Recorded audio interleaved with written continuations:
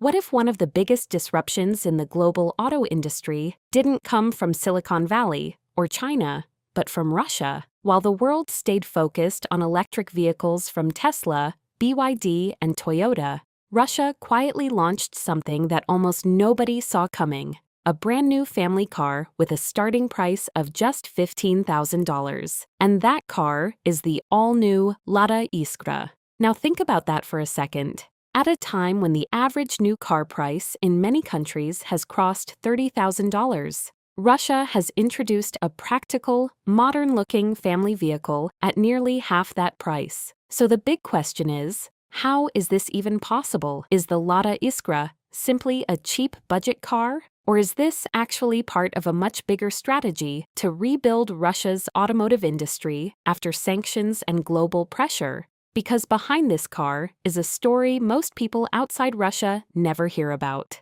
A story involving local manufacturing, government-backed industrial recovery, redesigned platforms, simplified engineering, and a massive push towards self-reliance. And today, we're going deep inside that story. We'll uncover how Russia managed to build the Lada Iskra after sanctions, why this car is getting global attention, the engine technology behind it, how the company kept the price so low, how it compares against Toyota, Chinese automakers, and even EV companies, and what Russia's real long-term plan might be behind the scenes. Because this is no longer just about one affordable family car. This is about survival, competition, and a new automotive strategy that could completely reshape low-cost car markets around the world. But before we continue, make sure you subscribe to US Finance Wire and turn on notifications so you never miss our latest deep dives into the global auto industry, EV wars, and future technology. Now let's begin. The comeback of Russia's auto industry. A few years ago, many experts believed Russia's automotive industry was finished. After international sanctions hit the country, global companies started leaving. Supply chains collapsed, foreign parts became difficult to import, factories faced uncertainty. And when Renault exited its partnership with AvtoVAZ, the company behind Lada, many people thought the brand would slowly disappear, but something unexpected happened. Instead of shutting down, Lada adapted, and that adaptation became one of the most important industrial recovery stories in modern automotive history. For decades, Lada has been one of Russia's most recognized car brands. Its roots go back to the Soviet era. Cars like the Zhiguli, Niva, and later the Granta became symbols of affordable transportation for ordinary families. These vehicles weren't built for luxury, they were built for durability. Strong suspension, simple mechanics, easy maintenance, affordable pricing. That was always the formula. And even today, that same philosophy still defines the brand. Lada's main manufacturing center is located in Tolyatti, one of the largest automotive hubs in Russia. For years, millions of vehicles rolled out of these factories. The company became deeply connected to Russia's economy and workforce. Thousands of jobs depended on it. Entire communities grew around the automotive industry there. Then came the sanctions. Global suppliers stopped shipping parts. Foreign partnerships collapsed. Electronics became harder to source. Advanced components disappeared from the supply chain almost overnight. For many automakers, this kind of disruption would have destroyed production completely. But AvtoVAZ took a different path. Russian engineers began redesigning systems using locally available components. Factories were reorganized. New domestic suppliers were introduced. Older proven technologies returned. And instead of relying heavily on imports, the company focused on localization. That became the key. Today, more than 90% of the Lada Iskra's components are reportedly made inside Russia itself. That's an enormous shift, especially in an industry where modern vehicles often rely on global supply chains spread across dozens of countries. This local manufacturing strategy helped reduce costs dramatically. But more importantly, It helped Russia regain industrial control over its own automotive production, and the numbers are still significant. In recent years, Lada has remained one of the strongest automotive brands inside Russia. Hundreds of thousands of vehicles continue to be produced annually. The company still controls a major portion of the domestic market. That means millions of people still trust the brand. And now, with the launch of the Iskra, Russia is trying to prove something bigger to the world, that affordable, practical cars can still exist in a market increasingly dominated by expensive technology-heavy vehicles. The Lada Iskra, Russia's new affordable family car. Now let's talk about the car itself, especially during periods of global supply chain instability. 2. Proven technology. Lada did not spend billions developing completely new engines or experimental systems. Instead, it improved technologies that already existed. That reduced research and development costs significantly. The company used known platforms and proven engineering. That's far cheaper than creating entirely new architectures from scratch. 3. Mass production. Large-scale production always lowers unit costs. The Togliatti manufacturing facilities already had enormous automotive infrastructure. That means the company could scale production without building everything from zero. The more vehicles produced, the lower the manufacturing cost per vehicle. 4. Government support. The Russian government strongly supports domestic manufacturing. Subsidies, industrial programs, tax advantages, financing assistance. All of these reduce production pressure on local companies. And when costs fall for manufacturers, prices can remain lower for consumers. Combined together, these factors created something unusual, a genuinely affordable modern family car. And in today's economy, that's becoming increasingly rare. Comparison with global companies. Now let's compare the Lada Iskra with competitors around the world, because this is where things become extremely interesting. Chinese brands. Chinese companies like BYD, Chery, Geely, and Haval are growing rapidly. They offer advanced features, modern interiors, and competitive pricing. But even many entry-level Chinese vehicles now start above $20,000. Some are much higher. Yes, they offer more technology, but they also come with more complexity. The Iskra competes differently. Its focus is lower purchase price, simpler maintenance, easier repairs, durability, practical ownership that appeals strongly to cost-conscious buyers. Japanese brands, Toyota and Honda, remain global leaders in reliability, but affordability has become more difficult. Even smaller Japanese vehicles often cost far more than the Iskra. And while their technology is excellent, ownership costs can still be significantly higher. Lada's strategy is almost the opposite. Instead of maximizing technology, it maximizes affordability. American companies. American automakers focus heavily on trucks, SUVs, EVs, and performance vehicles. Prices continue rising. Large infotainment systems, advanced safety packages, turbocharged engines, luxury-oriented features, but many ordinary buyers simply cannot afford those vehicles anymore. That creates an opening in the market, especially in lower-income regions where affordability matters more than premium technology. And that's where Russia believes the Iskra can compete globally. Why this car matters globally. Now here's the bigger picture. The Lada Iskra is not just about Russia. It reflects something happening across the global automotive industry. Car prices are rising almost everywhere. EV costs remain high. Insurance costs are increasing. Repair costs are increasing.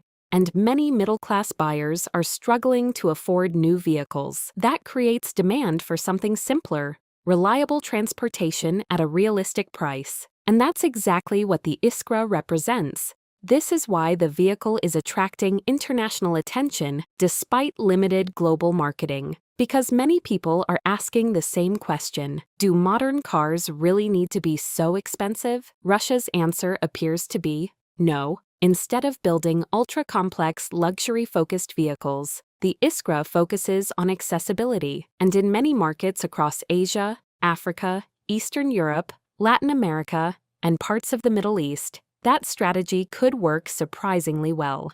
Russia's bigger strategy. Now, let's talk about what may actually be happening behind the scenes. Because the Iskra appears to be part of something larger, Russia is trying to rebuild industrial independence, not only in energy and defense, but also in manufacturing. The automotive sector plays a major role in that strategy. Cars create jobs, factories stimulate regional economies, supply chains support thousands of businesses. A strong domestic auto industry means stronger industrial stability. That's why the Russian government continues supporting Avtovaz heavily. And now the Iskra becomes a symbol of that recovery effort. A locally built car, using mostly local components, produced despite sanctions, sold at affordable prices. That sends a very specific message. Russia can still manufacture mass-market vehicles independently. And if exports continue expanding, Russia may attempt to position Lada as a low-cost automotive alternative in developing markets, especially markets where affordability matters more than cutting-edge technology. Could future versions include hybrid systems? Possibly. Could EV versions eventually appear? Very likely. But right now, the immediate focus is clear: affordable transportation for ordinary people. Because the Lada Iskra is not just another low-cost vehicle. For Russia, this car represents a completely new chapter. At first glance, the Iskra looks simple: clean body lines, modern LED lighting, compact proportions, no aggressive styling, no oversized grills, no unnecessary luxury design elements. And honestly, that simplicity is exactly the point.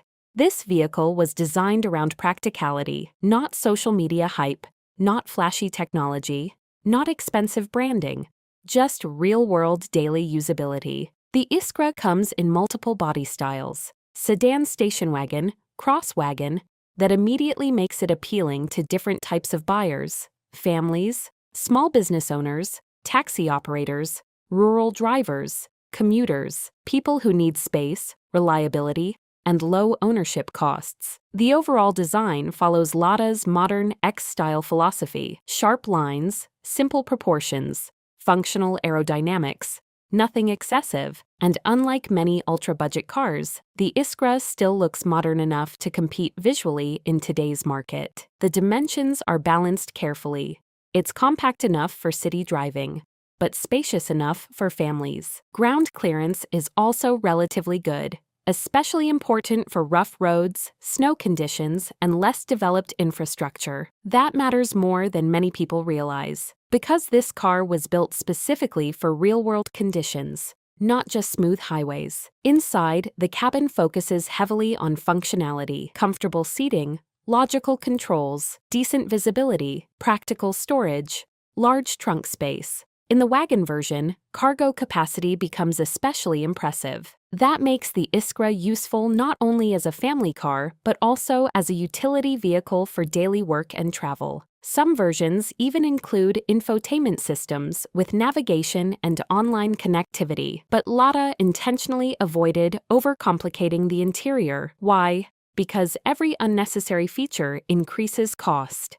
And the company wanted to keep this vehicle affordable above everything else. Safety systems are also included: airbags, stability control, seatbelt systems, anti-slip technologies, basic but important modern safety features. Again, the philosophy is simple: give customers what they actually need, not what looks impressive in advertisements. The engine technology: simple but proven. Now let's get into the real core of this car: the engine, because this is where the Lada Iskra becomes extremely interesting. Instead of chasing turbocharged complexity or expensive hybrid systems, Lada chose a different strategy entirely. The Iskra uses a naturally aspirated 1.6-liter petrol engine: simple, reliable, proven, and available in two versions: 90 horsepower, 106 horsepower. Now, some people may hear those numbers and immediately say, that's not powerful. But remember, this car was never designed to be a sports sedan.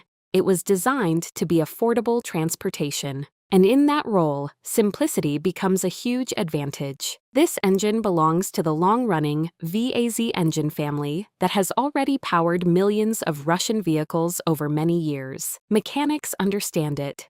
Parts are widely available, repairs are inexpensive, and perhaps most importantly, it works well in difficult conditions. That matters tremendously in regions with extreme cold, rough roads, or inconsistent fuel quality. Modern turbocharged engines often require expensive maintenance and premium fuel. The Iskra's engine does not. That's one reason ownership costs stay low. Transmission options are also practical. 5-speed manual, 6-speed manual, CVT automatic drivers who prefer maximum control can choose the manuals. City drivers looking for convenience can choose the CVT. Fuel economy is respectable too, especially for a low-cost family vehicle. And because the engine technology is relatively simple, long-term reliability becomes a major selling point. This is important because many buyers around the world care less about horsepower numbers and more about dependability. Can the car survive years of daily use? Can it handle rough weather? Can it be repaired cheaply? Can local mechanics fix it easily? In many developing markets, those questions matter more than giant touchscreens or advanced driver assistance systems. And that's exactly where the Iskra could become surprisingly competitive. How Russia kept the price so low. Now let's answer the biggest question. How did Russia manage to build this car for around $15,000? Because in today's market, even small compact vehicles are becoming extremely expensive. The answer comes down to 4 major factors. 1. Localization. This is the biggest reason. More than 90% of the vehicle's components are reportedly produced domestically. That means no massive import costs, lower logistics expenses, reduced dependence on foreign suppliers, better control over production pricing. Localization changes everything.